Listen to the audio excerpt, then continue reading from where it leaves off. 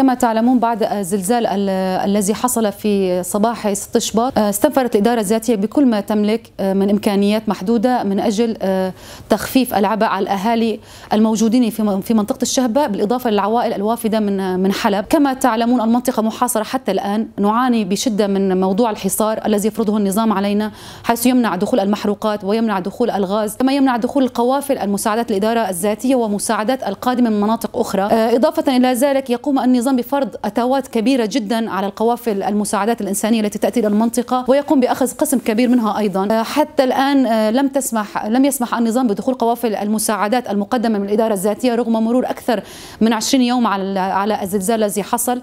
الموضوع إنساني والمنطقة بوضع كارثي، الإمكانيات الموجودة ضمن الإدارة الذاتية محدودة جدا. حاليا نقوم نحن ضمن الإمكانيات المحدودة بنصب 300 خيمة في مخيم سردم من أجل استيعاب العوائل التي تضررت منازلها بشكل كبير في منطقة الشهباء، بالإضافة إلى العوائل الوافدة من حلب.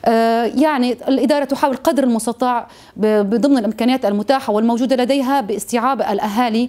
قمنا بتوزيع بعض الشوادر التي كانت موجودة في المستودعات لدينا والعدد جدا قليل، ولكن قمنا بتوزيعها على الأهالي للتخفيف قدر المستطاع من الآثار الكارثية للزلزال. بالإضافة تقوم بلدية الشعب بتوزيع مواد البناء على العوائل التي تضررت منازلها بشكل خفيف. كما قامت الإدارة الذاتية نتيجة تضرر المدارس بشكل كبير وحرمان أكثر من 6000 طالب من الدراسة، تقريبا أصبح 15 يوم الطلاب بدون مدرسة. قمنا ببناء خيم، بنينا 50 خيمة في المدارس التي تضررت بشكل كبير من أجل استكمال العملية التربوية.